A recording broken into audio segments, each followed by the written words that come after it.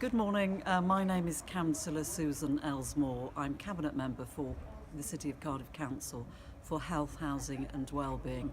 I'm delighted to be here today at Cwrt here in Trowbridge. It's part of Hafod Care, a new development that's opened. We've got 3 beautiful bungalows behind us, and this is all part of for Cardiff's 2 things really. One, in terms of transformation of services, how do we meet the needs going forward of our residents, but also really importantly in terms of one of our key 4 corporate priorities, which is supporting vulnerable people.